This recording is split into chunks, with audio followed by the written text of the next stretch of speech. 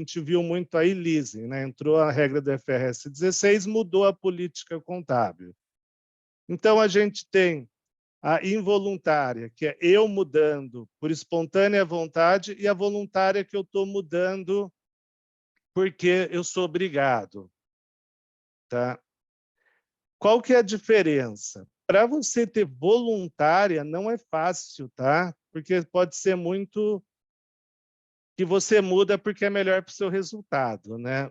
Mas isso não pode, tá? O que tem que fazer quando você quer mudar? É você ter uma política contábil que seja mais relevante e tão confiável quanto. Ou tão relevante quanto e mais confiável. Então, uma coisa de bastante julgamento. Tá? Não é tão fácil mudar a política contábil voluntariamente.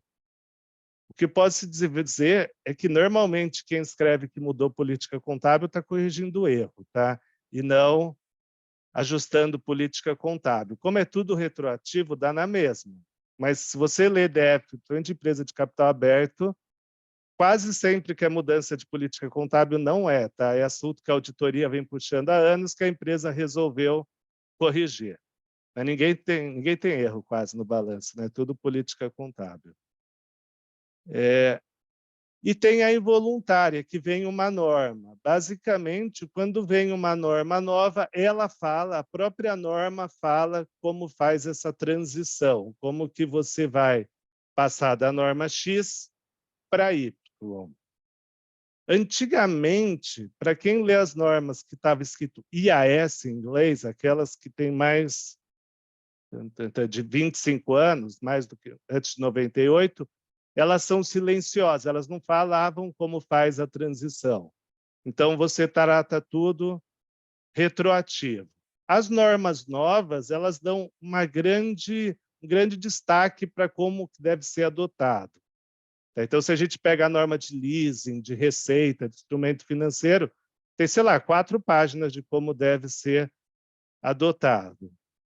Tá? A gente vai falar um pouco de como funciona essa adoção.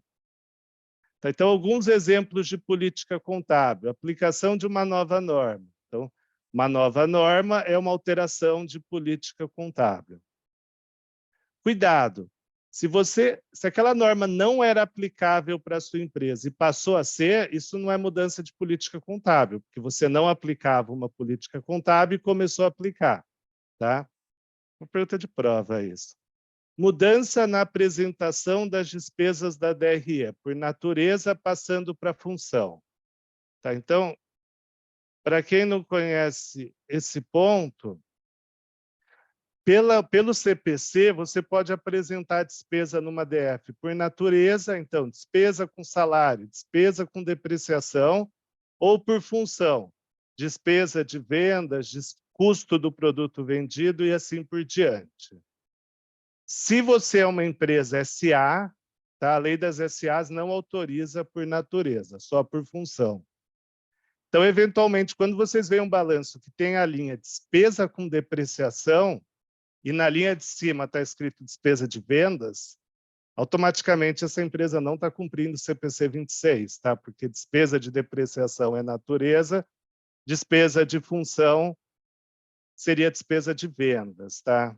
Isso é bem comum, eu até gosto, porque fica fácil de calcular o EBITDA, mas a norma não deixa. Então, o Brasil obriga a função para a empresa SA limitada, em geral, é por natureza. Se você quer alterar de uma para outra, possivelmente natureza para função, você consegue. É muito mais... Tenho minhas dúvidas, mas é considerado mais relevante mostrar por função. E a nota explicativa concilia a natureza. Então, isso é mudança de política contábil, como mostrar a despesa.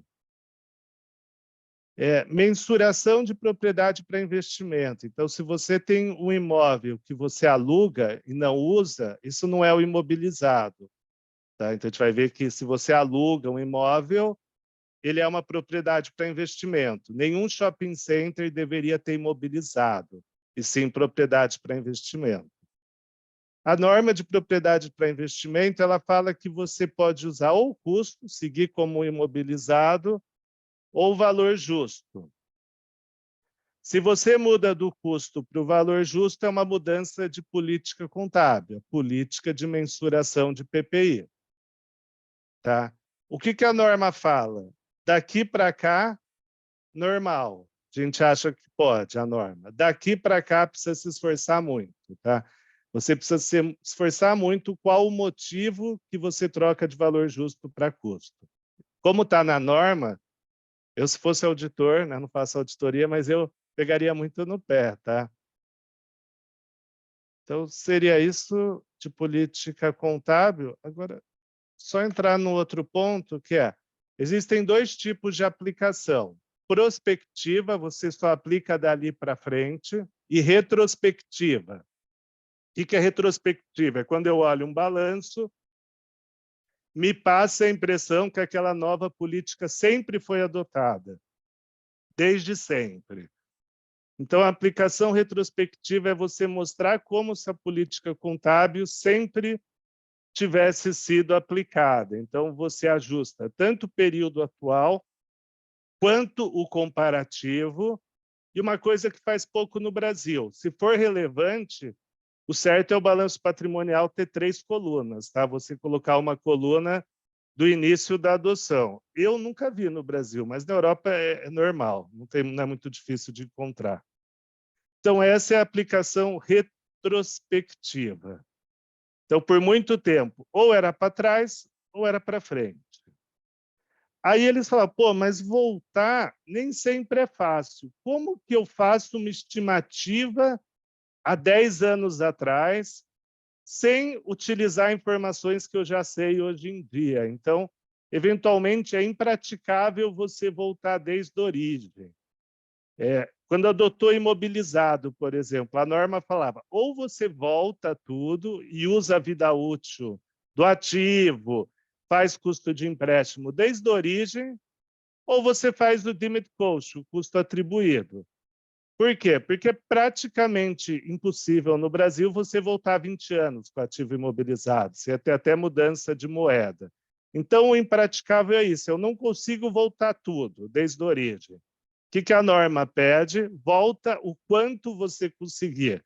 É melhor você voltar 1 ano, 5 anos, 2 anos, do que não voltar nada. Então, esse conceito de impraticabilidade ele é subjetivo. Tá? Ele fala, ó, você não pode falar que não consegue, você tem que provar que não está conseguindo. Tá? A regra geral é volta.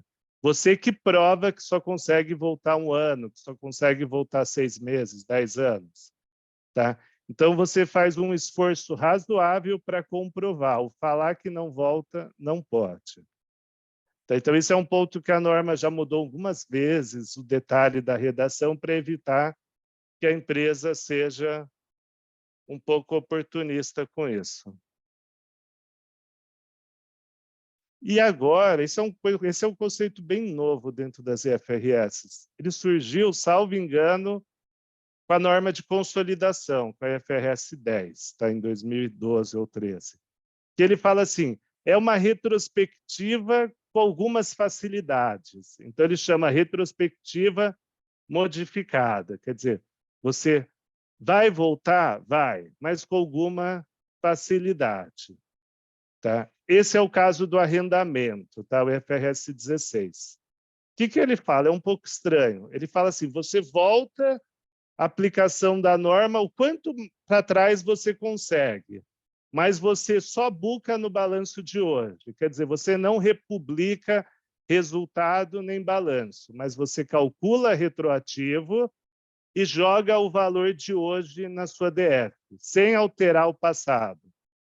Então, eu não sei se todo mundo aqui trabalhou com a adoção da IFRS 16 de leasing. Você podia adotar o leasing de um jeito que um monte de gente fez errado. Pegou hoje, vamos pensar que a gente está adotando hoje. Pegou hoje, viu quantos pagamentos faltam, descontou a valor presente, reconheceu um passivo e um ativo por igual valor. Isso é o que um monte de gente fez, mas isso é prospectiva, não é isso que a norma fala. A norma falava, vai na origem dos contratos, vê o saldo do ativo e passivo hoje e contabiliza hoje, um passivo e um ativo, que, por definição, vão ter valores diferentes. e a diferença em lucros acumulados. Tá? Então, eu vi um monte de empresa que calculou hoje, ou na adoção, o valor ativo e passivo igual. Isso é erro, tá? Não pode ser igual, é muita coincidência. Então, você apura desde lá de trás e contabiliza de uma vez só. Isso evita republicar, evita um monte de trabalho prático, mas não isenta calcular as coisas de forma retroativa. E uma outra coisa que surgiu é uma coisa que chama expedientes práticos. Quer dizer, a norma fala assim, eu vou te dar algumas facilidades, tá? O que você não precisa fazer, porque é muito difícil, porque o custo para o preparador supera o benefício para o usuário. Então, hoje tem muito expediente prático que, basicamente, o entendimento do mercado é meio que não é opcional, é obrigatório. Tá? Eu nunca vi uma empresa que não utiliza do expediente prático. Basta vocês verem duas normas, arrendamento e a nova norma de receita. Todo mundo usou todos os expedientes práticos. Tá? E aí, para mostrar um pouco para vocês, tá? Eu não vou ficar falando tanto de como funciona o IFRS 16, que vai ter uma aula disso, mas aqui, ó, o arrendatário, lembrar, o IFRS 16 trata de arrendamento, mas só mudou a visão do arrendatário, do, entre aspas, do locatário, o locador não. Tá? Então, ela falou, ou você faz retrospectivamente, quer dizer, você reapresenta todas as DFs, ou você faz esse tratamento retrospectivamente com efeito cumulativo de inicialmente utilizar, que é o que eu acabei de explicar. Você reconhece o ativo e o passivo de arrendamento na data de transição, mas não pelo valor igual, pelo mesmo valor que ele teria caso tivesse adotado desde a origem. Então, essa norma ela ficou famosa por ser uma das normas mais caras ultimamente para as empresas adotarem. Tá? Então, quem tem um imóvel alugado é fácil. Eu sou o Pão de Açúcar, que tem mais de 200, a discussão é outra. Tá? Então, essa norma impactou bastante alguns setores e ela é zero efeito tributário. Tá? E expediente prático, eu aproveitei e peguei a mesma norma. Então, ele vem aqui no item C, no apêndice C. Então, vê que essa adoção é tão importante que eles criaram um apêndice, né, de como adotar a norma. E acho que a parte mais difícil da norma é entender isso. Então, a entidade pode usar um ou mais dos seguintes expedientes práticos ao aplicar esse pronunciamento retrospectivamente, quer dizer, o expediente prático do que já existe de arrendamento. Do que vem para frente são isenções, tá? A norma tem lá arrendamento de baixo valor, de curto prazo, mas é outra coisa. Então, ele vem aqui dar uma lista. Por exemplo, você vai fazer retroativo. Você tem um leasing que começou e já terminou antes da data de adoção, mas está fazendo retroativo. Esse leasing a norma deixa ignorar, porque como ele já terminou na data de adoção, você pode ignorar. E, em teoria, se é retroativo, você tinha que apresentar esse leasing, mesmo que ele já tenha terminado. Então, tem várias isenções. Se você tem um contrato de arrendamento com receita junto, você tem um contrato que você arrenda um ar-condicionado e paga pela manutenção do ar-condicionado no mesmo contrato. Norma fala, ignora, trata tudo como arrendamento. Daqui para frente, isso é proibido. Metade do arrendamento está na norma de receita, metade está no de leasing. Então, tem vários, todas as normas novas têm, tá? Cada vez mais tem isso. Se acompanhar a discussão de IASB, esse é um ponto de preocupação. Sempre tem um monte de comentário sobre esse ponto.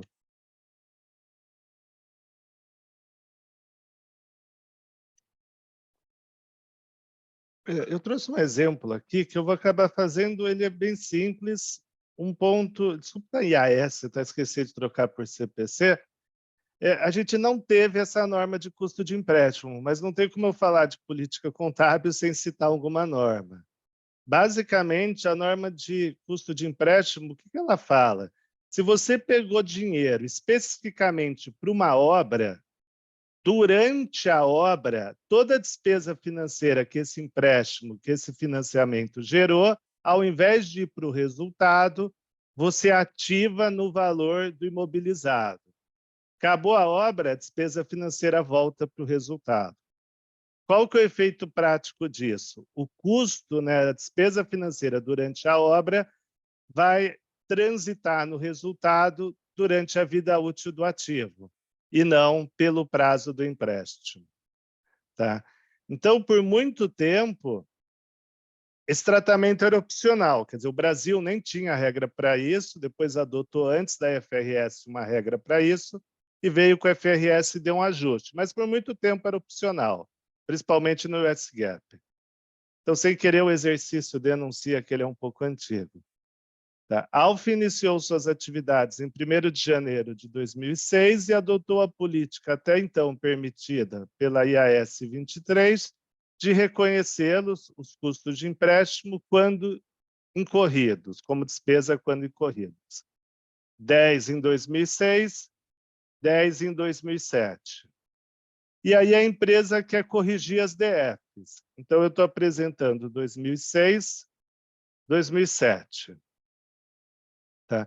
E aí eu tenho imobilizado em construção, tá? Que eu não pus depreciação para não complicar o ajuste, nos 2 anos. Dentro do 241, não tem custo de empréstimo. Dentro do 284, não tem custo de empréstimo. Então, o custo de empréstimo é um débito, né? Você credita passivo financeiro e debita ou resultado ou ativo imobilizado. Como não está no ativo imobilizado, está em lucros acumulados. Quer dizer, você reconheceu uma despesa no resultado ao invés de alocar o débito no ativo. Então, como que eu faço para ajustar isso? Eu tiro 10 do resultado, né, que vai virar 31, e aumento o ativo imobilizado para 251. Quer dizer, eu tiro essa despesa do resultado e jogo o débito no ativo. 10 no primeiro ano. E no segundo ano, mais 10. Então, no segundo ano, a gente vai ver na resolução que eu vou ter que pôr menos 20, 10 de cada ano, e mais 20. Quer dizer, eu acabei tirando em 2 anos 20 do resultado. Então, está aqui, ó. O que era 41 lucro acumulado virou 51, porque eu tirei uma despesa financeira de 10 do resultado e reclassifiquei essa despesa financeira para o imobilizado. Então, o imobilizado vale 251. Como efeito acumulado, no segundo ano é 20. Por que 20? 10 do primeiro ano com 10 do segundo ano. 10 de 2006 com 10 de 2007. Tá? Então, eu não posso pôr só 10 em 2007, porque senão eu perco o efeito do primeiro ano, é 10 e 10. Tá? Isso é obrigatório, inclusive é um dos poucos ajustes que o fisco aceita das IFRS. Tá? O fisco ele aceita isso, tá? É opcional, mas o fisco aceita custo de empréstimo. Tá? Então, deu para entender essa parte de política contábil, pessoal? Tá? Então, para finalizar, uma coisa importante, que também é um mimetismo, tá? Toda empresa faz igual, é falar das normas que foram adotadas durante o período. Então, sempre que você mudou política contábil, seja de forma involuntária, porque uma norma pediu, ou voluntária, porque a empresa quis, você é obrigado a falar que norma você alterou, norma ou interpretação, tá? Que é de orientação CPC, isso é meio coisa do Brasil, tá? E orientação não passa por cima de norma. Uma explicação e descrição, quer dizer, que política contábil foi adotada e como foi adotada, tá? Mostrar o efeito, quer dizer, você coloca aquele balanço original e o balanço republicado, né? Restate, né? Não precisa ser republicado no jornal. Então, você sempre mostra o efeito e como foi a adoção. Tá? E na explicação, cuidado para não pegar e falar como a norma fala que tem que ser a adoção. Você tem que explicar como você adotou. Tá? A norma a pessoa põe na internet e vê o texto, tá? Não precisaria. Eu falo isso porque toda vez é igual, tá? Todo mundo fala muito mais o que está na norma. E outro ponto importante é que quando uma norma é publicada lá fora, o Brasil o CPC tem uma obrigação formal, tá, em lei, de traduzir essa norma rapidamente, porque quem é CVM não segue CPC, segue FRS, tá? E aí usa o CPC, mas tem que usar IFRS, é isso que está na regra da CVM. Então, não poderia dar diferença, senão no consolidado você vai dar um lucro no individual, outro. Tá? Então, o CPC já teve que trabalhar entre Natal e Ano Novo para não perder prazo. Quando vem uma norma nova, normalmente eles falam, pô, você não consegue mudar de um mês para o outro como você contabiliza, sei lá, contrato de seguro, como mudar o modelo de PDD. Ninguém faz isso de uma hora para outra. Então, a norma, normalmente, ela dá um prazo para você adotar. Tá? Um prazo para adoção. E tem horas que ela fala que não pode adotar antecipadamente e tem horas que ela fala que pode adotar antecipadamente.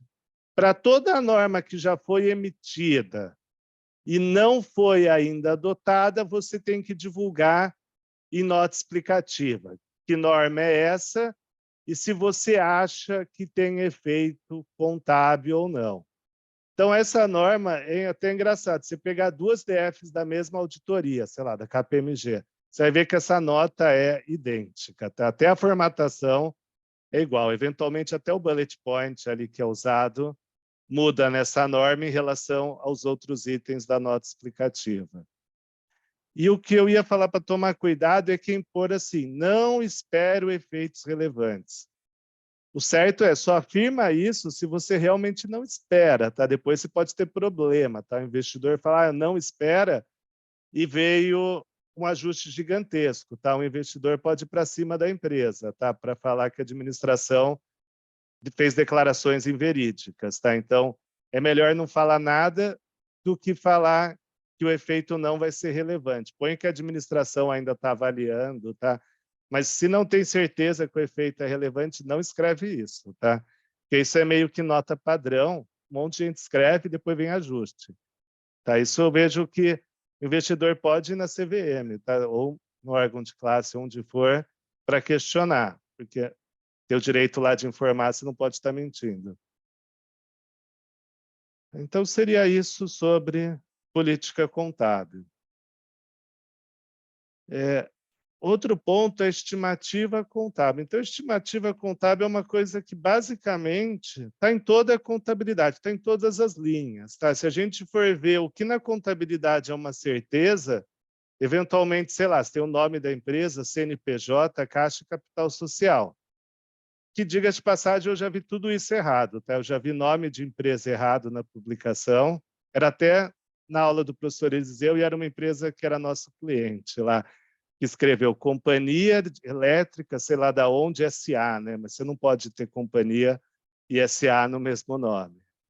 Eu já vi empresa com ressalva de caixa, tá? Que não batia conciliação. E eu já vi empresa com ressalva de capital social, tá? Também. Então, nada é perfeitamente certo na contabilidade. O que a estimativa é importante é que duas pessoas fazendo uma estimativa chegariam em valores próximos, tá?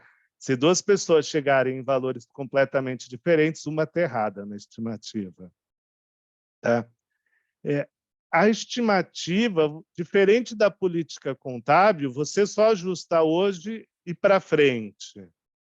Por que você só ajusta uma política contábil, uma estimativa contábil hoje e para frente? Porque estava certa no passado. Dada a informação que você tinha no passado, a estimativa estava correta. Ela muda por quê? Porque agora você tem novas informações. Agora, o processo que você está fazendo a estimativa mudou. Ou você agora tem um conhecimento um pouco maior do seu modelo de perdas para cálculo de PCLD. Então, tem que vir de novas informações. Isso não é demérito da empresa mudar a estimativa contábil, tá? O manter a estimativa contábil sabendo que ela está errada, isso é um problema. Agora, o mudar, não. Tá? Então, a estimativa contábil é sempre para frente por isso, porque o passado estava certo. O presente, a realidade é que mudou. Tá? O que realmente está em discussão é, eu estou mudando a estimativa realmente porque eu tenho novas experiências, eu tenho mais informação sobre aquele evento econômico ou porque eu errei no passado, né? Então, por exemplo, não sei se todo mundo aqui já viu como contabiliza pelo POC. Tipo um caso que a gente faz um pouco no escritório do POC. Então, para você contabilizar o POC, você tem que saber o orçamento de uma obra. Então, o orçamento de uma obra muda, naturalmente, ainda mais em tempo do Covid, com a guerra da Ucrânia, muda. Mas será que o orçamento no passado estava correto ou ele estava cheio de erro? Quer dizer, você alterou o custo total por novas informações, porque mudou preço, porque começou uma guerra, o Covid, o que for, ou porque o orçamento estava errado no passado? Tá?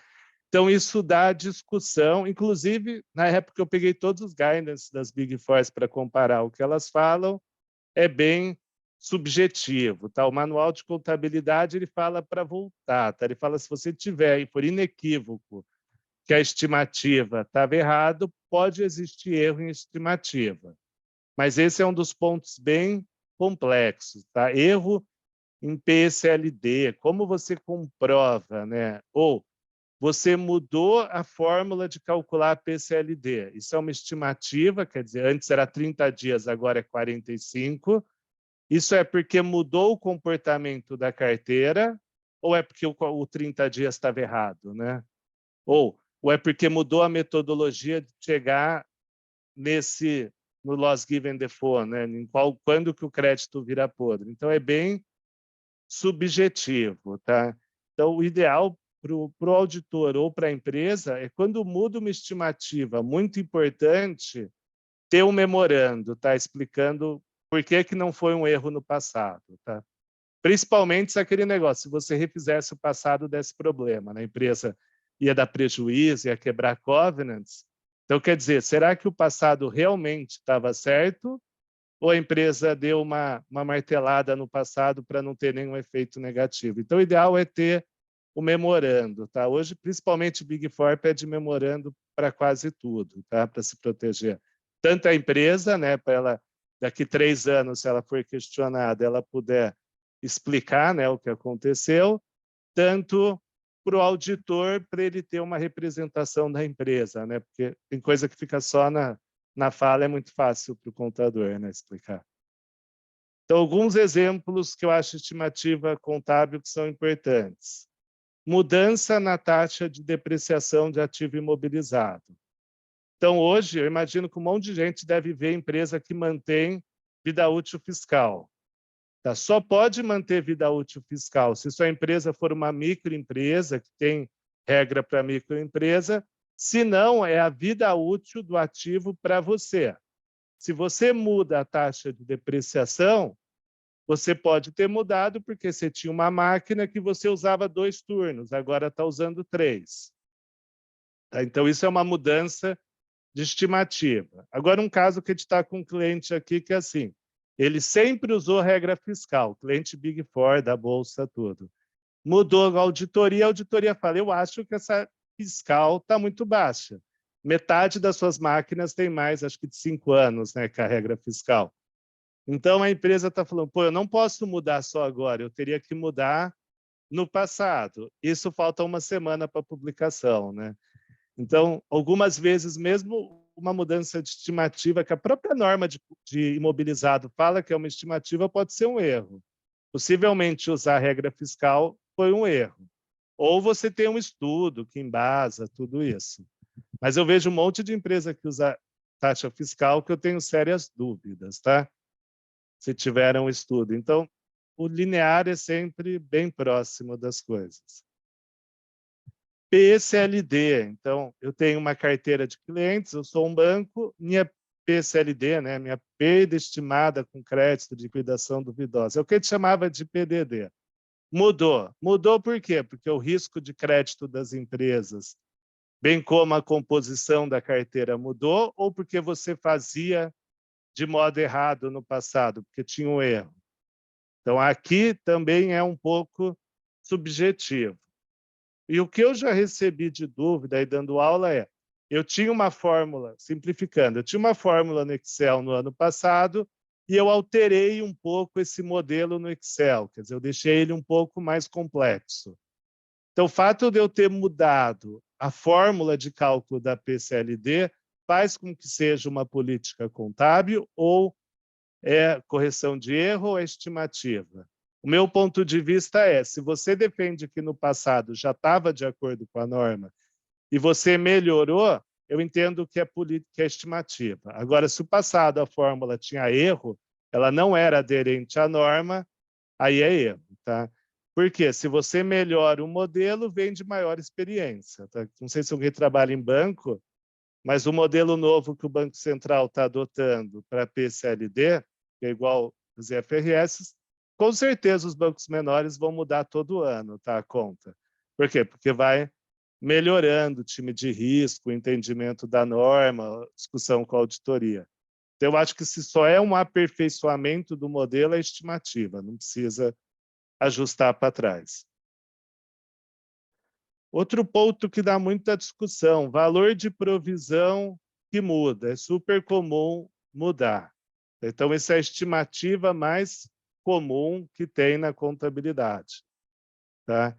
Inclusive, uma coisa bem subjetiva é, você só reconhece uma provisão, tá? Não contas a pagar, uma provisão trabalhista fiscal, se a probabilidade de saída de recursos for provável. Se for possível, você põe em nota explicativa, né?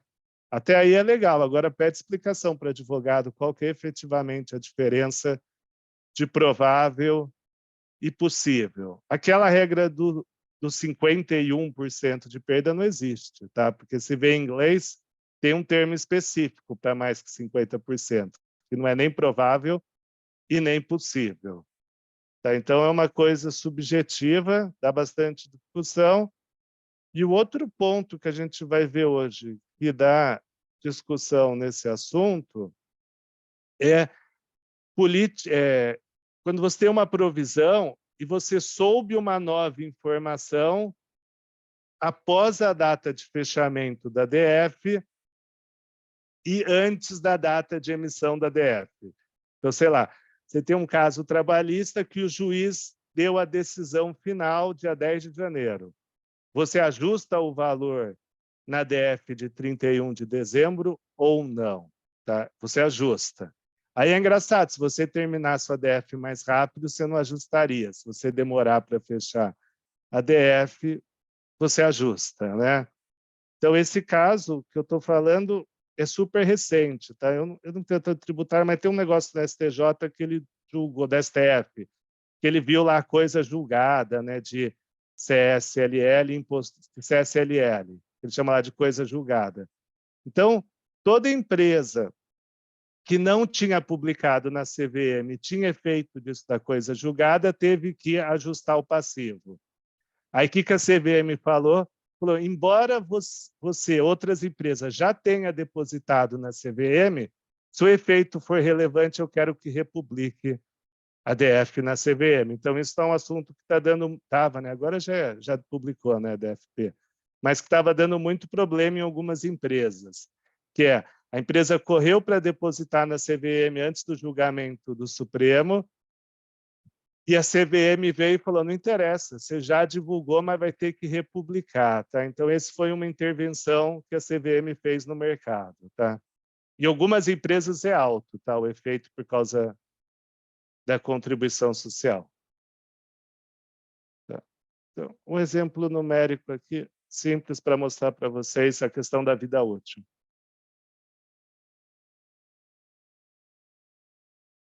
O exemplo é, uma máquina foi adquirida por 90 mil, tendo uma vida útil de 9 anos, sem valor residual. Um ponto dessa terminologia que também é mal usado em alguns balanços. Valor residual de um ativo imobilizado não é custo menos depreciação acumulada. Custo menos depreciação acumulada hoje chama valor contábil líquido. Valor residual é o valor que você espera vender o ativo no final da sua vida útil. Exemplo, eu sou a Localiza, eu compro o carro.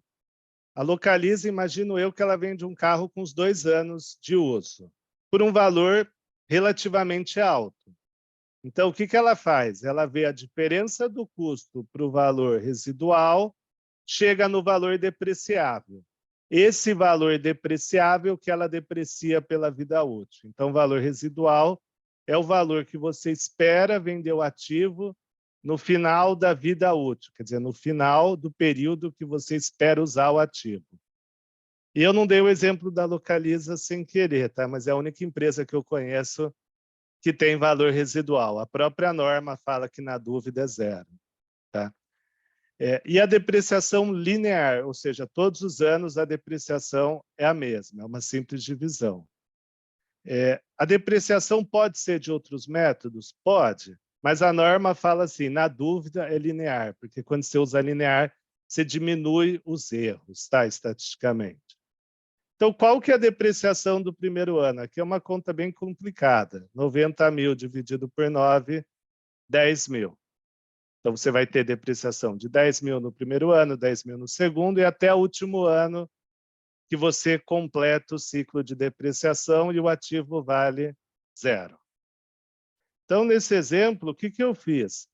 Se a gente for depreciar 3 anos, 10 mil ao ano, a gente vai ter uma depreciação acumulada de 30 mil.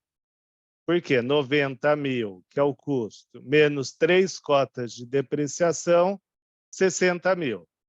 Então, no final do terceiro ano, meu ativo vale 60 mil. Aí, o que aconteceu? Faltavam ainda 6 anos. Tá? Faltava 6. Só que a empresa falou, pô, eu acho que devido a ganho tecnológico, devido a imprevisto, aumento de horas de produção da máquina, a vida útil remanescente não é mais 6 anos, como no bullet anterior, agora é 4. Então, o que vai acontecer? A minha depreciação para o ano 4, 5, 6 e 7 vai ser quanto? 60 mil dividido por 4, que dá 15. Então, dali para frente, a minha depreciação, a minha cota de depreciação vai aumentar de 10 para 15. Então, o que é importante? Eu não ajusto o passado. Os 3 anos que eu calculei depreciação de 10 estavam corretos. Agora que a minha depreciação passou para 15. Tá? Isso aqui pode dar um efeito estranho na DF. Tá? Pode dar uma depreciação eventualmente muito baixa no final. Sei lá, você já depreciou 8 anos e não 3. Aí você fala, pô, agora vai ficar mais 4. Aí a depreciação fica do 2.500, diminui muito. Então, essas mudanças de vida útil podem deformar a contabilidade, tá? Isso eu já vi acontecer. E o que a norma fala? Mudar a vida útil é normal. Se o efeito for gigantesco, aí tem que divulgar, tá? Você não precisa ficar divulgando qual o efeito de mudança de vida útil para tudo, mas se for relevante, sim. Exemplo que pode ser relevante.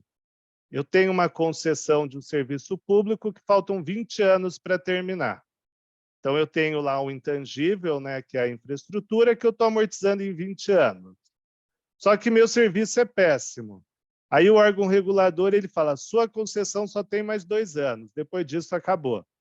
Então, o que eu estava amortizando só um pouquinho, eu vou praticamente, sei lá, aumentar em 10 vezes a amortização, que é a principal despesa de uma concessão. Aí eu tenho que divulgar. Por quê? Porque efetivamente mudou tudo, né? Quem vai olhar a DRE do ano 1 para o ano 2 não vai entender nada, né? O porquê que de lucro virou prejuízo, tendo a mesma despesa, né? Tendo a mesma saída de caixa, porque que mudou tanto. Então, nesse caso, tem que divulgar. E uma nota explicativa que é meio padrão é: você é obrigado a divulgar as principais estimativas contábeis que foram utilizadas. Evitar ficar copiando de outras DFs, tá? Quando você vê lá a nota que está escrito provisão, imposto diferido, alíquota de imposto e PCLD, isso normalmente está em todas as empresas, tá? Então, o ideal é falar qual é e por que ela é relevante para você. E para quem é auditor, isso é um ponto importante de pôr na PPA lá, tá? Quando a empresa tem muita contingência ou provisão, é um ponto importante. Por exemplo, eu estou num caso aqui, uma empresa comprou outra. A provisão, posso estar errado nos valores, sei lá, 10 milhões. As contingências na nota explicativa, 600 milhões. Então, eventualmente, tem que ter uma explicação boa de qual que é a estimativa, como foi definido essa diferença. Tá? Então, essa nota é bem importante, principalmente da estimativa que mudou, né? Por que você mudou a vida útil? Tá? Também é como foi feita e por que mudou. Tá? E tudo isso tem uma certa responsabilidade para quem assina a DF. Tá? Se você escreve que uma estimativa foi feita de um jeito e não foi daquele jeito, você também assume a responsabilidade sobre aquilo. Tá? Principalmente se tiver ações na SEC, tá? Que eles pegam. Lá eles pegam mais pesado que no Brasil, sobre o que está na DF. Aqui pode falar, é só contábil e tal. A justiça, às vezes, deixa. Nos Estados Unidos, o que está na contabilidade é igual está num contrato, uma declaração que não tem volta. Tá? E, por fim, correção de erro é uma coisa que eu vejo pouco nas empresas, pelo menos explícito, que é uma correção de erro, eu vejo pouco, mas atualmente está tendo bastante, né? Com essas fraudes contábeis que ganham efeito na mídia, está um pouco mais difícil de falar que é política contábil, tá? Então, erro eventualmente acontece. E o erro, o que é? Uma omissão. Você esqueceu, entre aspas, aí, de reconhecer um passivo. Você interpretou de forma errada. Então, você está vendo lá, pô, eu tenho uma dívida que meu covenant está quebrado. Então, o banco pode me cobrar em 6 meses. Mas, sei lá, mas por algum motivo ele está quebrado hoje. Mas o banco só vai conferir em junho. Então, eu interpretei errado se aquela dívida deveria estar no circulante ou não. Pode acontecer. Isso é um erro, não é uma fraude, via de regra. Eu entendi errado a realidade, né? Eu sou contador, o pessoal do financeiro me mandou uma operação nova, mas me explicou meio errada a operação. Então, eu interpretei o fenômeno econômico de forma errada, por consequência, eu contabilizei errado. Soube desse ajuste, ajusto retroativo, como se nunca tivesse ocorrido aquele erro. Erro de matemática, isso é comum, né? Hoje em dia, no Excel é muito fácil ter algum erro. E fraude? Tá? Fraude não é definido na contabilidade o que é fraude, tá? Mas existe uma regra de auditoria específica sobre o assunto, tá? Basicamente, o que diferencia o erro da fraude é que a fraude é proposital, com dolo e benefício próprio. Salvo engano, é isso que a norma de auditoria fala. Quer dizer, a fraude é algo proposital com alguma finalidade. O erro não é proposital e não tem, em tese, segundas intenções.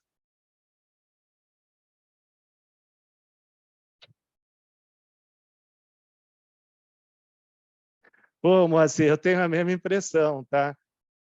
Como você falou aqui, é interessante. Quase toda empresa fala que usa vida útil. Aí você vê que a vida útil é a mesma da fiscal, né? Tá? Isso pode ocorrer? Pode. Com algumas coisas. Agora, um edifício ter uma vida útil fiscal, eu acho quase impossível, tá? Basta ver o prédio onde está a empresa de vocês. A maioria pode ter mais de 10 anos, tá? Tá? E impairment, então, não falo nada, tá? Impairment, normalmente, toda empresa fala que faz. Tá? Mas, na verdade, a maioria não faz. De impairment, aqui no escritório, a gente pode até falar com certa propriedade. Impairment é problema para a empresa, porque ele é complexo de fazer, pode ser feito por terceiros ou não, e o certo do impairment é o auditor auditar o estudo de impairment. Tá? Então, uma coisa que a gente, até quando a gente faz estudo de impairment, a gente pergunta é quem que é a auditoria da empresa, tá? Antes de fazer a proposta, para ver o quanto que a gente vai ter que tirar de dúvidas. Existe regra, eu não sei se está... Assim, a do Ibracon é pequena, mas se a gente pega o PCOB, eles têm regra muito específica de como auditar laudo de avaliação. Tá?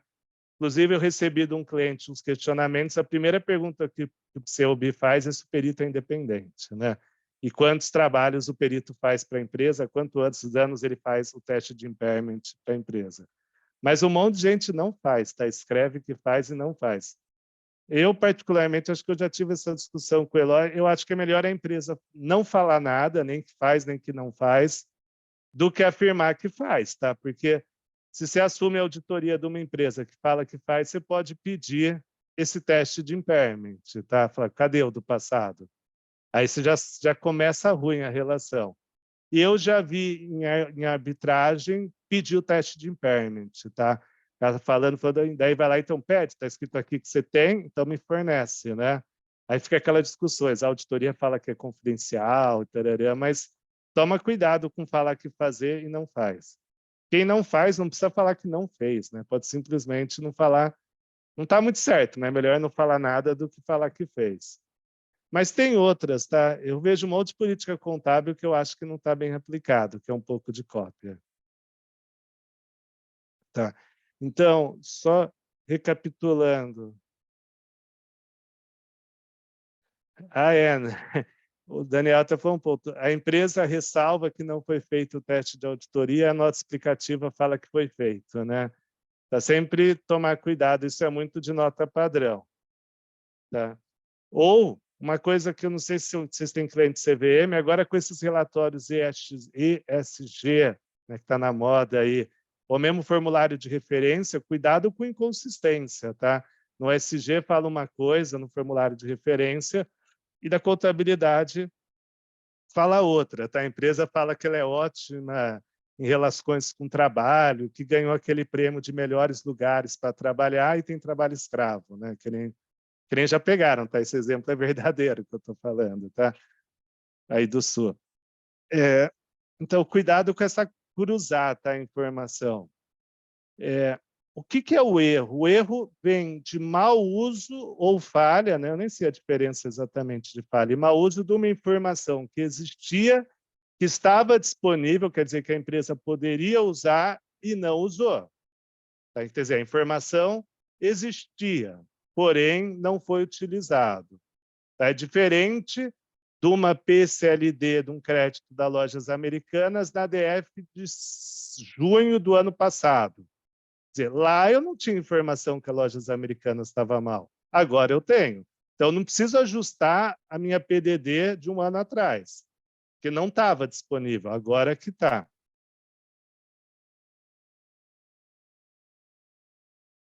Exatamente. E o pior, o Jonas falou assim, quando a empresa faz impairment, ela chega que a vida útil é igual a fiscal. Inclusive, o pior, é a empresa que fala que deu impairment e não altera a vida útil. Tá? O impairment é o maior indicador que a vida útil está errada. Mas, assim, empresa com nível de governança alto, normalmente o Conselho Fiscal aprova o laudo de vida útil. Tá? Então, empresas com alto nível de governança, em geral, isso é um assunto do Conselho Fiscal. Tá? E um apontamento eterno da auditoria, algumas vezes, lá naquela folha de ajustes. Aí um ponto que acontece, o erro é normal, tá, na contabilidade. Eu meio que não acredito que uma DF tenha 0 erros, nem que seja no centavo. Eu, particularmente, não acredito, tá? Eu acho que é normal, tá? Hoje em dia, uma empresa ter algum erro, sei lá, o número de canetas. Pode errar, isso não faz diferença nenhuma. Então, quer dizer, não é porque tem erro que tem que ajustar, a gente tem que ver a materialidade. Materialidade não é igual de auditoria, tá? Materialidade contábil não tem nada a ver com auditoria. Apesar de que a de auditoria está mudando, mas materialidade não se vê em termos de percentual, tá? Materialidade para a visão contábil é qual a diferença que aquilo faz para o usuário da informação. É óbvio que um valor alto normalmente é material. Agora você está vendo uma provisão que se ela aumentasse R$10, a empresa quebrava um covenant, aquele R$10 é material, mesmo que seja 0,001% do PL ou do resultado. Então, a materialidade está sempre focada no efeito da tomada de decisão econômica pelos usuários, principalmente credor e acionista. Então, hoje tem no IASB, está se mudando o conceito de materialidade, tá? Parece uma coisa fácil, mas eles estão discutindo há anos lá fora, ainda não chegaram numa versão final há pouco tempo de como ver materialidade. Tá? Então, é um assunto bem subjetivo. Eu já vejo a questão que o Rafael falou, só um minuto. E sempre deve ajustar retroativo, desde que seja praticável. Diferente da política contábil, como o erro, quando ele é feito proposital, pensando em fraude, você tem que sumir com o rastro, muitas vezes não é praticável voltar muito. Tá? Por quê?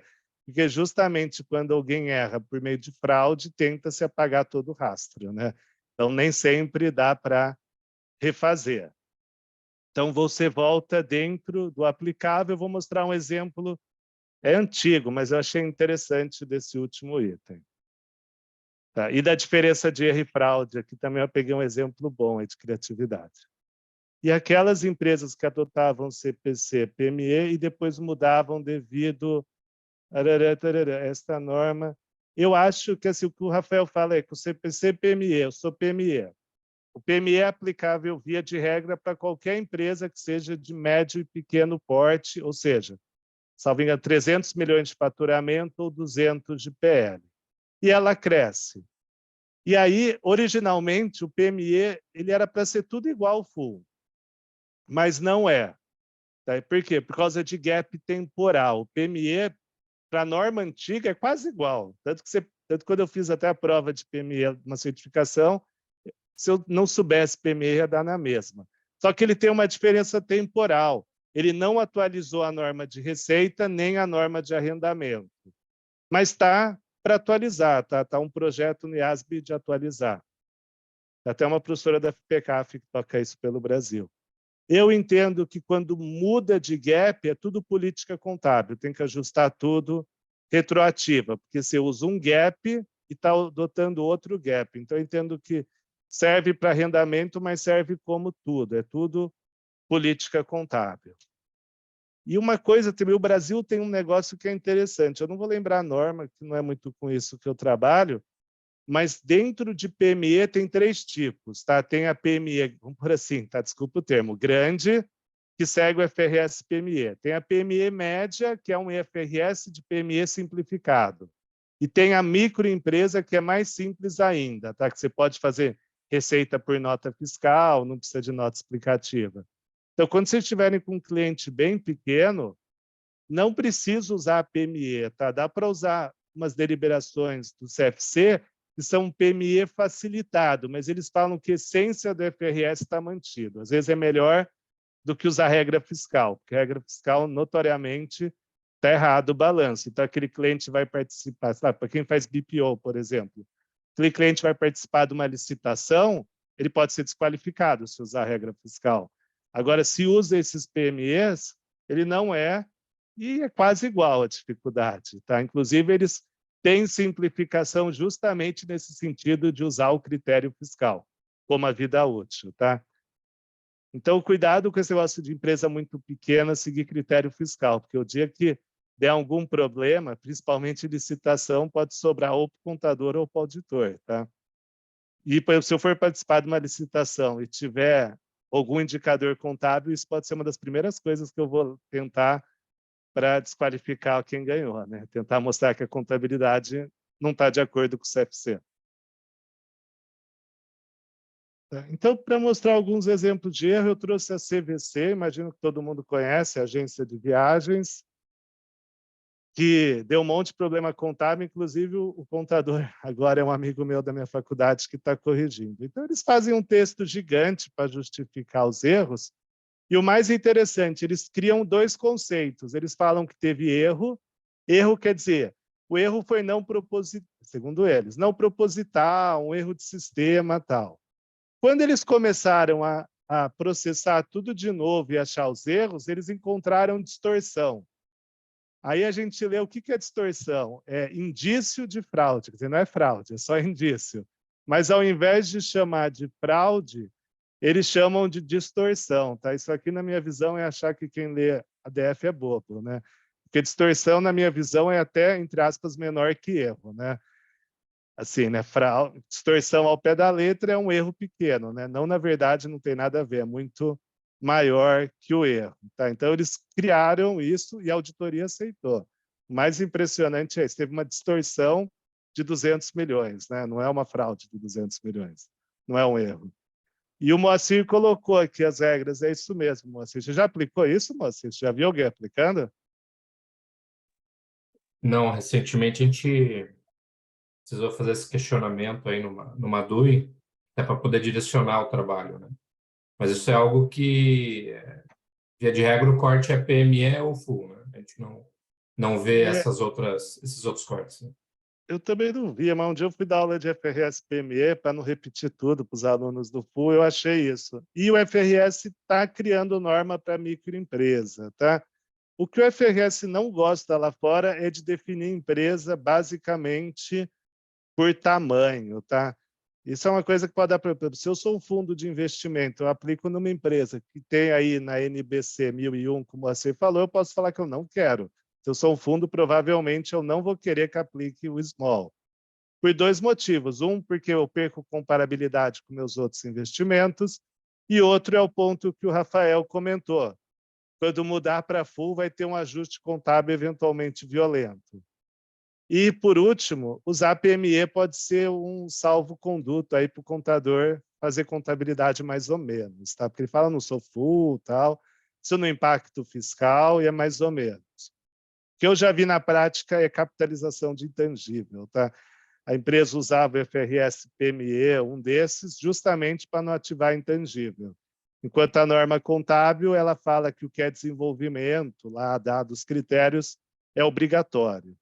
Quer dizer, a empresa usava isso para melhorar o resultado do futuro. Tá? Porque jogava despesa quando é pré-operacional, quando está operacional, não tem amortização, o lucro sobe. Tá? E aí, só para mostrar, olha o que me impressiona. Eles criam, né, consolidado e controladora, um ponto que já vou adiantar que se não existe regra para o DEF individual ser na esquerda e consolidado na direita. Tá? Existe, sim, uma tendência hoje de grupo econômico inverter, tá? Você colocar consolidado primeiro, porque se entende que uma empresa, uma pessoa lê da esquerda para a direita, tá? E hoje em dia o consolidado é bem mais importante. Então tem uma tendência a mudar. Tá? Outra regra que todo mundo que é CVM principalmente faz é a ADF tem que ser em milhares. Não, não existe nenhuma regra contábil que fala que a ADF tem que ser em milhares, que precisa ser em reais ou que não pode ser em milhões. Tá? Então, hoje tem uma tendência, várias empresas estão estudando mudar para milhões. Tá? Empresas tipo, sei lá, Braskem, CSN, de mudar para milhões. Hoje, quem usa milhões é os bancos, Vale e Petrobras. Só. Então, voltando aqui, o que eles fazem? Eles colocam erro e outras distorções que chama fraude, tá? No bom linguajar contábil. E vocês veem que a fraude é maior do que o erro, ou seja, a distorção é maior que o erro. Tá? E, para mim, isso devia ser proibido, se eu fosse auditor, porque quem lê pensa que outra distorção não é erro, né? Porque está fora da coluna de erro, então não é, né? O certo poderia ser erro com uma explicação, erro com outra explicação. Mas os dois são erros, tá? E o efeito é violento, tá? É 8% do ativo. Não é uma coisa pequena. Não à toa essa empresa não se recuperou até hoje. Aí pior, né? Depois dessa fraude ainda veio o Covid, né? Para acabar com a CVC, né? Tá? E o passivo, a mesma coisa. Então, o patrimônio reduziu, tem a mesma coisa, mas o efeito no PL foi menor. Por incrível que pareça, meio que desalavancou o balanço e o PL ficou parecido. Assim, muito erro, a contrapartida estava no passivo e não no PL. Tá? Tipo, itens estavam só o ajuste desalavancando o balanço. Tipo, você tira 100 milhões do contas a receber e tira 100 milhões de receita antecipada, sei lá. Então, tinha muito efeito permutativo, que não afeta, porque o PL mudou pouco, ó, passou de 800 para 700, 12%. Tá? Então, no final do dia, os valores de patrimônio não são tão altos, principalmente no que tange distorção. A distorção teve pouco efeito no patrimônio. Quer dizer, provavelmente a distorção foi feita para melhorar o indicador financeiro e não exatamente para pagar dividendos. Ou seja, assim, o que tudo indica é que a distorção foi feita para enganar a imagem, para parecer que a empresa está melhor do que ela está, e não para aumentar o PL. Tá? E o outro exemplo que eu trouxe é um pouco antigo, mas é clássico, tá? O Pan-Americano. O Pan-Americano teve todas aquelas fraudes lá, com cessão de empréstimo com coobrigação, tá? A gente até vai comentar a regra sobre isso na aula, mas o erro era tão generalizado, tá? Até conheci o contador da época, o Eloy, que também conheceu, que o banco falou, é tão grande os erros, é tão generalizado, eu tenho tão pouca informação retroativa que eu não consigo voltar um ano. Tá? Então, o que eles fizeram? Eles só voltaram um mês, tá? Não está faltando coluna, aqui seria consolidado. E esse tratamento foi aceito pela CVM e pelo Banco Central. Obviamente que eles foram consultados antes da divulgação. Mas isso é um ponto que eu nunca vi, tá? Antes, só que um ponto que uma DF que tem também umas colunas estranhas também que eu usava muito em aula é quando a Mundial, não sei se vocês conhecem a empresa de tesoura, adotou a FRS, é uma empresa CVM, auditoria Big Four, aceitou na época o lucro, a DRE de um dia só, né? DRE de janeiro, de 1º de janeiro de 2009. Aí tinha a DRE de 2009 e DRE de 2010, né?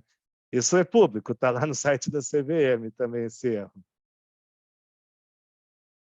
Tá? Então, só para finalizar, antes de ter um exemplo, correção de erro vem do mau uso da informação que já existia. A estimativa contábil é o oposto. Ela vem do uso correto de uma nova informação.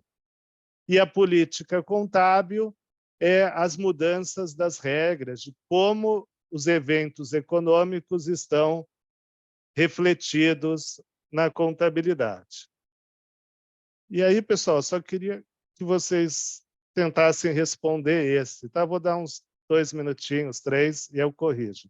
Eu queria se falasse se isso é estimativa, política ou erro, tá? Os 2 exemplos. Originalmente tinha alternativa, mas para ficar melhor eu tirei a alternativa. Então seria estimativa, erro ou política contábil.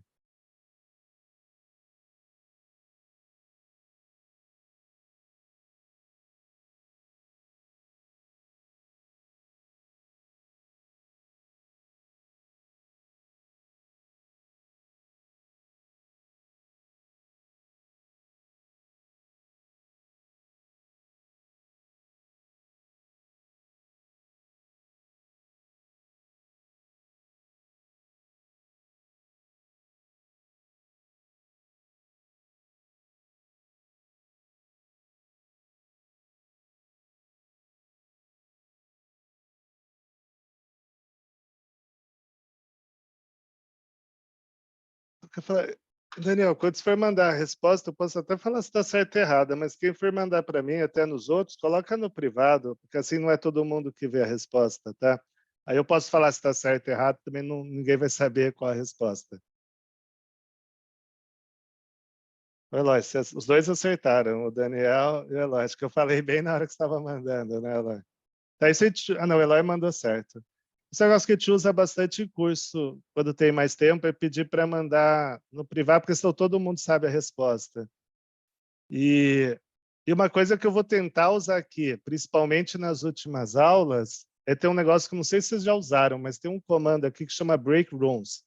Então, eu consigo dividir a sala em subgrupos para discutir. Então, as 2 últimas aulas, eu coloquei alguns cases para a gente fazer assim. Tá? Eu queria que tivesse mais isso, para as pessoas se conhecerem um pouco da rede, né? Mas, dado o tempo, não tem tanto. Então, a última aula, eu coloquei isso nas últimas aulas. O único ponto é que eu não sei se eu tenho todos os cases que eu quero usar em português. Tá? Então, eventualmente, a gente vai ter que fazer grupo com alguém que saiba inglês, tá? Porque tradução às vezes fica muito ruim. Tá? Mas a gente deixa para o final. Aí quem respondeu, Daniel, tá certo. O comentário do Rafael até acho que faz sentido, mas como exercício é a regra geral. O Alberto tá certo, o Juliane tá certo, o Michel tá certo, a Vanessa, que nem a contadora aí, tá certa, e a Juliana tá certa. Estou só vindo. Então, vou tentar ter bastante questão assim, dentro do que cabe de alternativa, tá? Para tentar ver um pouco como é que as pessoas estão. Tá? Então, o primeiro é, assim, o próprio nome já diz, né? Erro na contagem de estoque, né? Então, se errou a contagem de estoque, é um erro. A correção do erro tem que ver a materialidade, tá, do ajuste, mas seria um erro.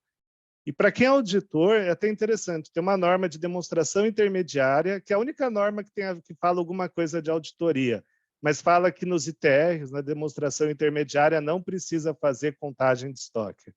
Para mim, parece um assunto para auditoria, mas está na norma.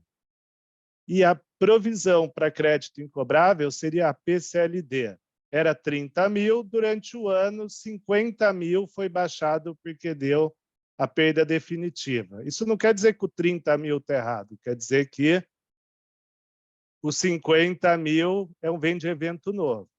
Lembrar, o Rafael colocou bem, isso aqui é uma coisa dúbia. Quer dizer, tem 2 pontos aqui, o Rafael colocou um. Esse 30 foi calculado direito ou tem erro na metodologia? 2, a empresa poderia saber que essa empresa estava... A empresa que está fazendo a contabilidade, ela poderia saber disso ou vem de informação nova, né?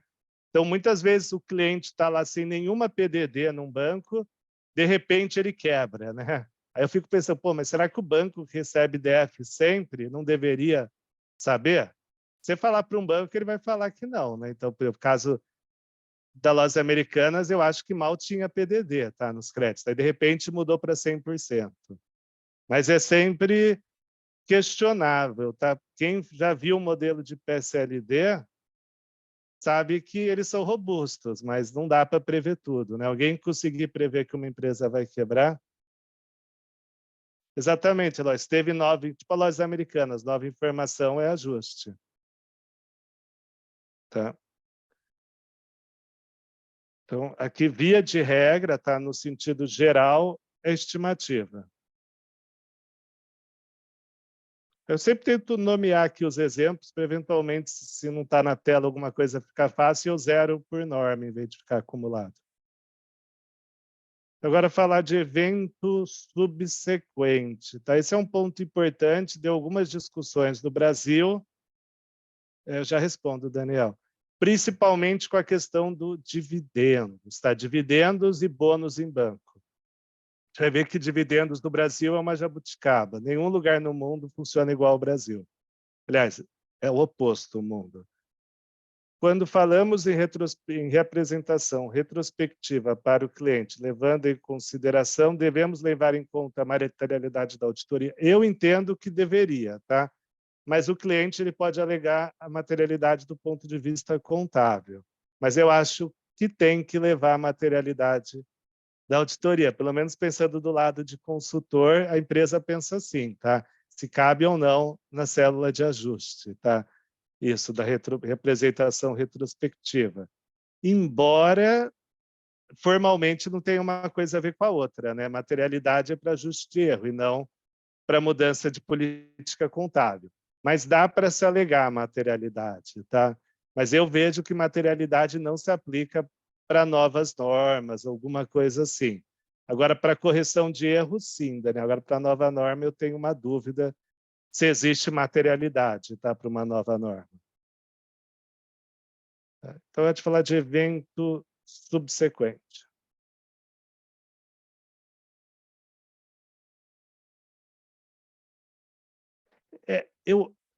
Eu acho que, como você usou deveria, sim. Eu não sou especializado em auditoria, mas auditoria, até onde eu sei, a regra básica é aqueles percentuais, né, que você vai apurando.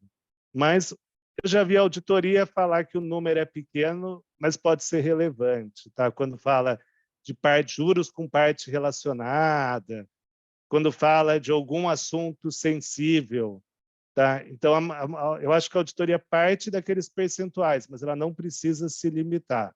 Mas eu não tenho certeza a norma de auditoria para isso. Mas eu não usaria só isso, tá? Porque quando o cliente sabe o seu percentual, ele vai usar isso em favor dele, tá? Também. Tá? Principalmente se vai um cliente que tem um ex-auditor no Conselho Fiscal. Ele sabe a materialidade, ele vai jogar com isso, tá? Então, tomar cuidado com tudo que é regra de bolo, assim, regra dada, tá? E depois eu posso fornecer para vocês um material sobre materialidades que se discute lá fora, mas está em inglês, mas é fácil de entender, eles têm uns conceitos mais novos de materialidade. É...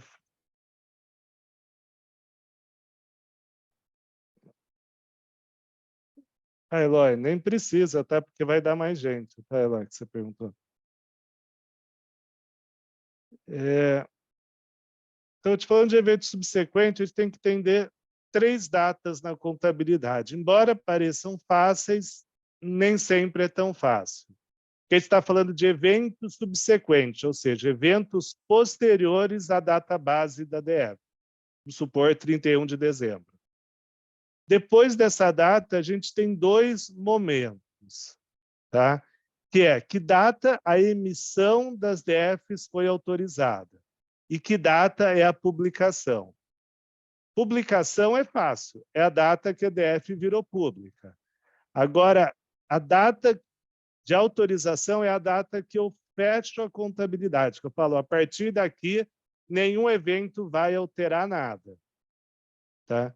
Então, quando eu estou falando de SA, CVM, tem uma certa regra de governança. Você tem que mandar a DF para o Conselho de Administração, sei lá quantos dias antes, e o que eu mais vejo é essa regra não ser cumprida, aí passa pelas outras instâncias de governança. Se eu vou para uma empresa pequena, nem tem DF pública, né, muitas vezes, então é meio difícil, mas essa data é importante, eu vou falar um pouco de como deveria ser. Tá? É obrigado divulgar quem aprova e qual a data. Tá? Então, por exemplo, se o auditor recebe uma versão final da DF para revisão final e já tem a data, pode ser que tenha alguma coisa errada, né? Porque a DF já foi aprovada para emissão antes do parecer do auditor. Eu acho estranho, mas eu já vi, tá? Ou a administração aprovou, mas não tem nenhuma ata de reunião, nada, quer dizer que não aprovou, né? Para aprovar precisa estar com algum documento formal, até para proteger os administradores. Então, quando a gente fala de eventos subsequentes, eles são os eventos que ocorrem entre a data de fechamento e a data de autorização. São nesse inteirinho aqui do colchete verde. A data de publicação pode ser um motivo estratégico. Quer dizer, eu já fechei a minha DF, está aprovada, mas o meu maior competidor não divulgou. Então, eu posso esperar para não divulgar muito antes que ele, né? Você tem uma parte estratégica em SA, tá? Ou eu estou num processo judicial que já vai ter audiência. Eu posso esperar um pouco dentro do prazo legal para divulgar, né? Então, eventualmente, tem um fator estratégico nessa data, tá?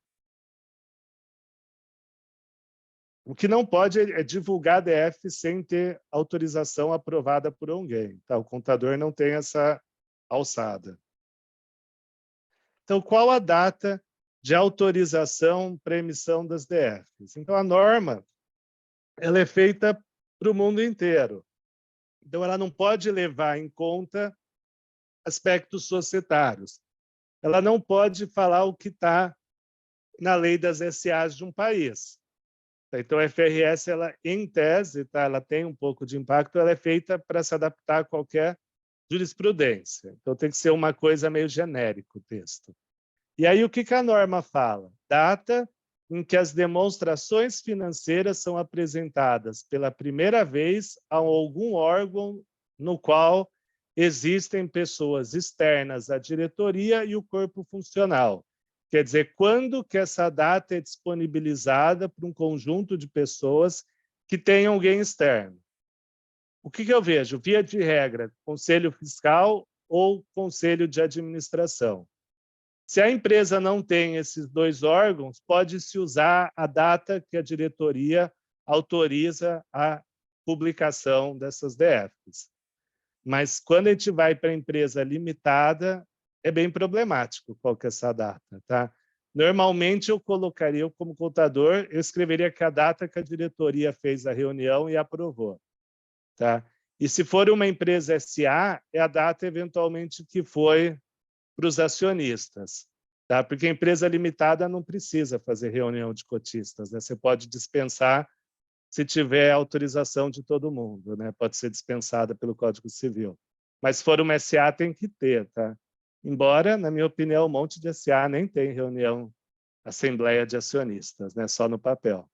Só lá na junta que está escrito que tem. Então, é o que eu comentei aqui, que a estrutura pode alterar e não é tornar pública, é que tem uma pessoa que é terceiro. Todo o conselho, pelo menos os que eu conheço, conselho fiscal e de auditoria tem alguém externo, tem algum membro independente, tá? Porque se um conselho fiscal ou de auditoria não tiver ninguém independente, ele virou a diretoria da empresa, né? Não faz sentido ter um conselho fiscal e só ter indicado pelo controlador, né? Tá? E a divulgação é obrigatória, normalmente está na nota 1. Tá? As DFs foram autorizadas quando da disponibilização para o conselho que ocorreu em tal data. Tá? É obrigatório. Eu já vi empresa comer bola e eu já vi empresa ter a data do ano anterior. Tá? A gente está falando de 2022, está escrito 2021.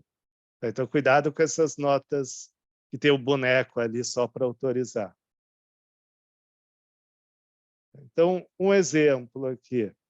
As demonstrações financeiras da Alfa para o exercício findo em 30 de abril foram aprovadas pela sua diretoria 7 de julho. Nesta data, foram encaminhadas ao Conselho de Administração.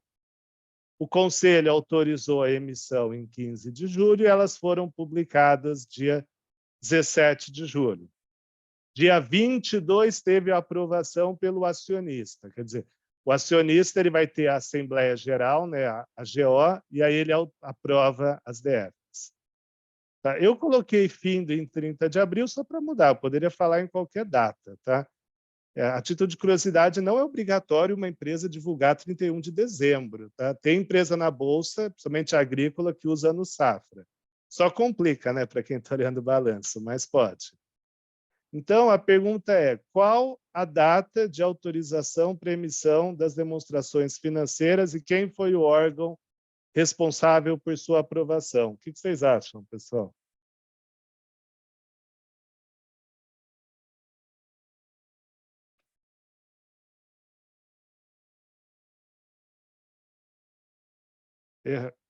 Errado, Eloy.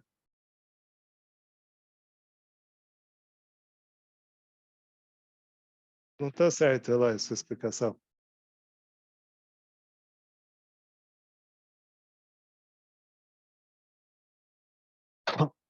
Está errado também, Daniel. Também não está certo, Roberto.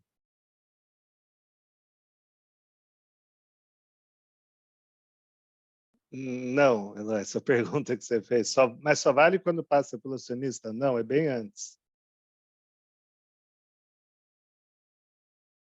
O Ciro acertou, o de Emerson acertou. Não, o Ciro acertou, o de Emerson errou. Por enquanto, só o Ciro. Aí, Eloy, certinho agora. Vê que o verbo não é disponibilizado, tem um outro termo. Não, Rodrigo. Jarbas também não. Diogo acertou, Rodrigo errou. Débora acertou.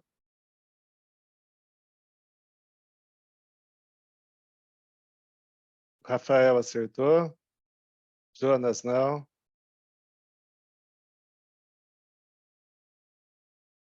Também não, Tiago. Então, pessoal, eu só vou voltar um slide para pôr a definição e a gente volta para cá. Tá? Também não, Rodrigo, também não, Juliana.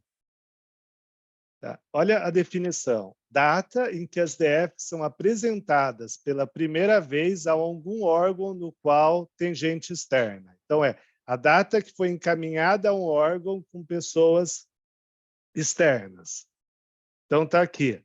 7 de julho, elas foram encaminhadas a um conselho de administração. Conselho de administração, por definição, sempre tem gente externa.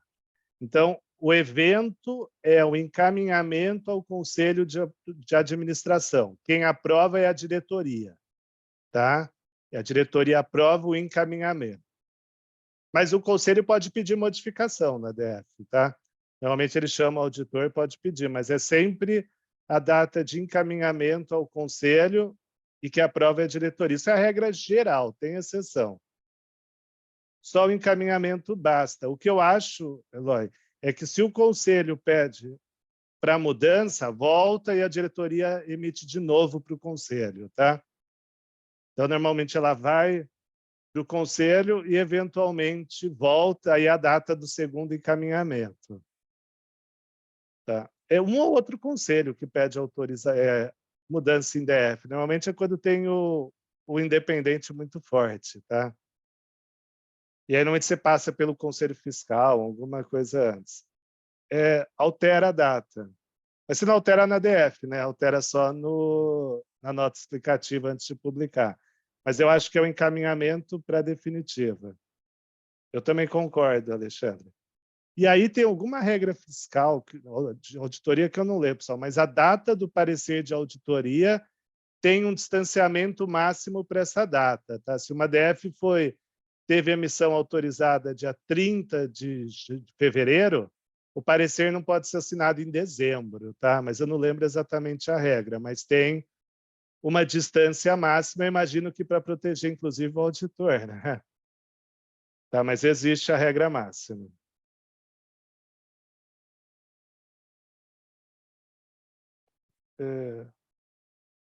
Falando um pouco agora de evento subsequente propriamente dita. Para ser um evento subsequente, eu tenho que responder 2 perguntas. A primeira é: o evento ocorreu no intervalo entre a data base da DF e a data de autorização? Se ele ocorreu fora desse período, eu não posso nem estar divulgando. Segunda pergunta, que aí a segunda pergunta é a mais importante. Esse evento vai gerar ajuste na DF ou não? Mesmo sendo posterior à data base, ele gera um ajuste na DF? Quer dizer, eu estou fazendo a DF de final de ano, um evento ocorrido em janeiro gera ajuste no final do ano da DF de dezembro ou não? Aí que essa segunda pergunta, embora subjetiva, ela é importante. As condições do evento em questão já existiam? Exemplo, eu tive um novo processo que eu fiquei sabendo em janeiro. Ele já existia ou não? Tá? Ou eu tive a decisão final de um processo que já existia. Tá? Então, se é a decisão final, o processo já existia. Tá? Se é um processo de algo que ocorreu em janeiro, não existia. Aí vem uma dúvida. É um processo de CMS referente ao primeiro trimestre do ano anterior. Só que o processo começou em janeiro do ano atual e ele se refere a eventos do primeiro trimestre do ano anterior. Eu entendo que gera ajuste, tá? Por isso que as condições já existiam. O problema é do primeiro trimestre do ano anterior. Então, a obrigação presente que a norma fala já existia, tá? Então, vocês veem que tudo que é simples dá para complicar, tá? Principalmente com provisão. Não é porque eu soube da provisão em janeiro que o evento já não existia, tá? Isso é o processo trabalhista. Em teoria, todos deveriam gerar ajuste, porque todo processo trabalhista, em teoria, o funcionário já estava trabalhando no ano anterior, né? Não vai surgir um processo em uma semana depois que ele é contratado. Pode até surgir, né? Mas não faz muito sentido. Então, é sempre ver. Esse evento que ocorreu nesse período se refere a fatos que já ocorreram, fatos que já existiam ou fatos novos? Tá? Então, se é um evento que gera ajuste, ele se refere a condições que já existiam antes. Então, o processo já existia, foi só uma definição de valor. Então, sempre eu ajusto as DFs. Tá? Então, sempre que tiver condições que já existiam, eu ajusto a DF. Então, o mais clássico é quando você só está ajustando o valor. Já até estava contabilizado, agora você só está ajustando o valor. Então, eu coloquei alguns exemplos clássicos. Descoberta que um cliente entrou em falência. Aqui é um ponto complicado, porque a norma fala, ó, sempre analisa. Ele entrou em falência, você já sabia que ele estava mal em dezembro ou não? Tá? Pode-se dizer que não sabia, mas, né, se você acompanha o cliente, é provável que você saiba. Fraude. Fraude, por definição, gera ajuste, né? Porque eu acho difícil o evento que foi fraudado e a descoberta da fraude serem nesse período, né? Entre a data da DF e da emissão. Acho muito difícil os dois eventos serem na mesma data, tanto a fraude quanto a descoberta. E esse ponto aqui é um que deu muito... Sim, com certeza, olhar o ajuda. Mas é difícil, porque isso está falando, às vezes, de um banco consegue. Uma empresa, muitas vezes, ela não sabe nada do cliente, né?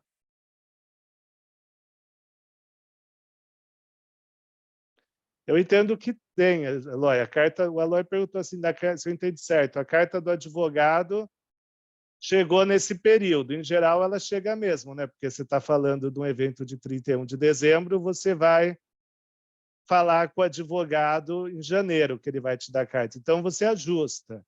O que tem que falar é para o advogado, para ele falar dos processos que existiam em 31/12, né? Para o advogado ser explícito que a data base que ele está falando é de 31/12. Se eu entendi a pergunta...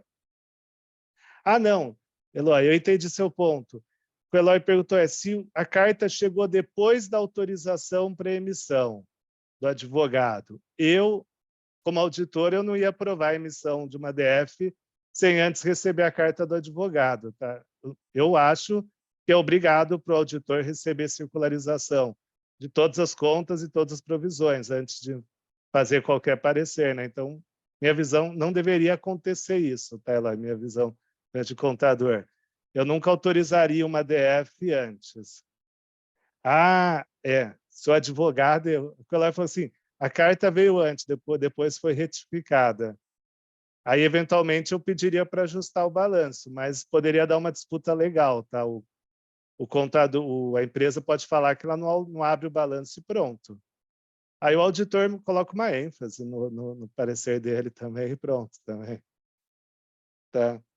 E uma coisa que é importante, lá está falando de carta de advogado. Lembrar, o valor da carta de advogado, tá, não exclui a responsabilidade do auditor. Tá? Ele não é obrigado a aceitar a carta. Tá? Então, eu já vi caso aí que a auditoria não aceita a carta do advogado. Tá? Ela não concorda com o advogado. Tá? Outro ponto que dá muita dúvida, mas no Brasil, é uma empresa paga bônus, né? Paga bônus no primeiro trimestre referente ao lucro do ano anterior. Eu já deveria provisionar esse bônus na DF de dezembro, quer dizer, eu já deveria tirar uma parte do lucro, que é uma despesa, né? Transitaria na DRE, e já reconhecer no passivo e o PL ficou menor, ou o bônus deveria só afetar a demonstração do primeiro trimestre? Tá, isso foi uma das maiores discussões entre bancos, tá, aqui no Brasil. É isso mesmo, Eloy. Mas você devia pôr para todos, Eloy, não para mim só.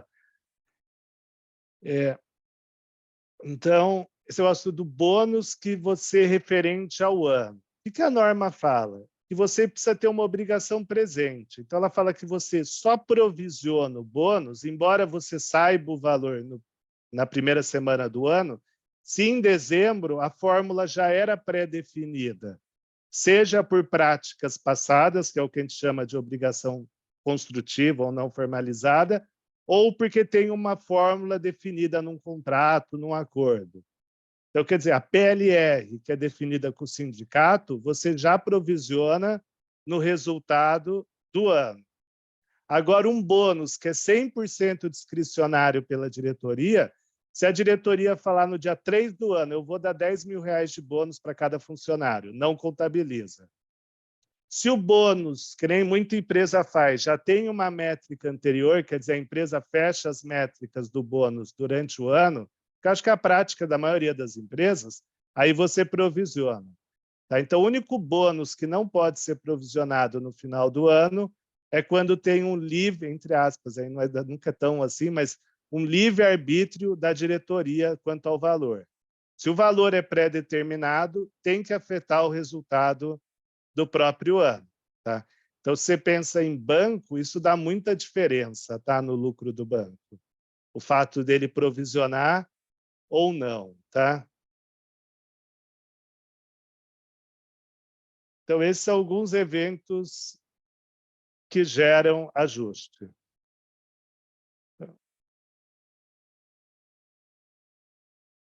Evento que não gera ajuste são aqueles que eles evidenciam condições que não existiam anteriormente. Quer dizer, a empresa, o que é o mais tradicional? A empresa comprou uma outra empresa, fez um M&A, emitiu uma dívida, a empresa teve um incêndio numa das suas filiais. Quer dizer, são fatos novos. Evento subsequente, mesmo que não gere ajuste, é obrigado a ter divulgação. Tá? Só que a divulgação só é necessária se for relevante, se fizer diferença na tomada de decisões. Falar que uma empresa pegou um capital de giro de R$20.000 é irrelevante. Falar que ela conseguiu um empréstimo com o Banco Mundial de bilhões é relevante. Tá? Nota de evento subsequente, via de regra, precisa ter efeito numérico. Tá? Via de regra, precisa ter efeito numérico, mas eu vou mostrar que tem empresa que não coloca, tá? Efeito numérico. Uma exceção, todo evento que leva descontinuidade é tratado como evento que gera ajuste. Tá? É bem raro isso. Mas se uma empresa tem só uma sede, ela pegou fogo, não tinha seguro, embora seja um evento que não gera ajuste, ele vai levar à descontinuidade da empresa e tem que ajustar. Tá? É uma exceção. Eu nunca vi isso na prática. Tá? Alguns exemplos. Um prédio que sofreu um terremoto, quer dizer, o terremoto ocorreu em janeiro, não em dezembro. Mudança de preço, quer dizer, o preço de uma commodity, de uma cotação, ela mudou depois de 31 de dezembro. Como ela alterou? Depois de 31 de dezembro, é um evento que não gera ajuste. Tá? E o mais tradicional, aquisição de empresa e emissão de dívidas. Tá? É obrigatório. Tá? Então, só por questão de tempo, pessoal, fazer isso com vocês, só para a gente não atrasar mais que 5 minutinhos aí, falta bem pouco, tá, pessoal? As afirmações abaixo são falsas ou verdadeiras. Então, esse eu acabei de falar, um declínio no valor de mercado do investimento normalmente é classificável como evento ajustável. Isso é falso, que eu acabei de mostrar. Desde que o declínio tenha começado após a data da DF. Se ele começou antes e você comeu bola, gera justo. Mas se ele começou depois, não. Então, é não ajustável. E a liquidação de um litígio? O litígio já existia, foi só a definição de valor. Então, é falso e falso. Aqui é não ajustável e aqui é ajustável. Esse é o mais importante, tá? Na verdade.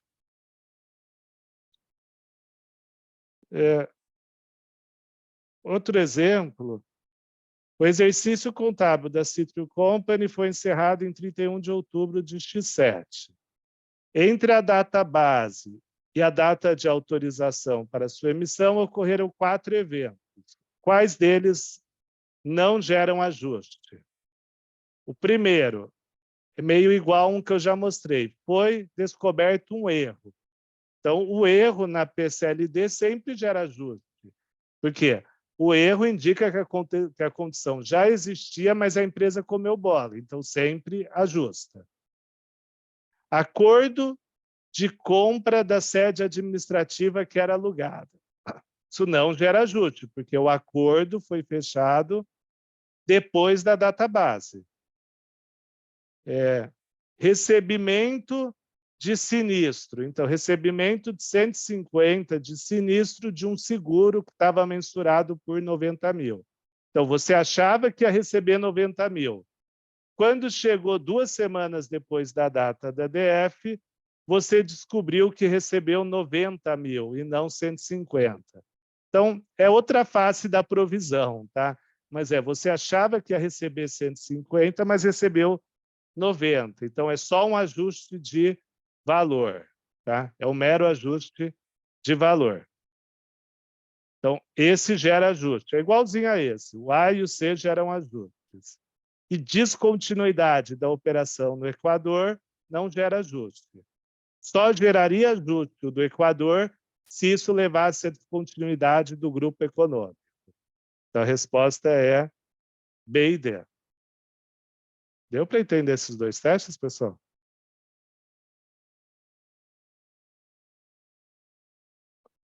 Tá.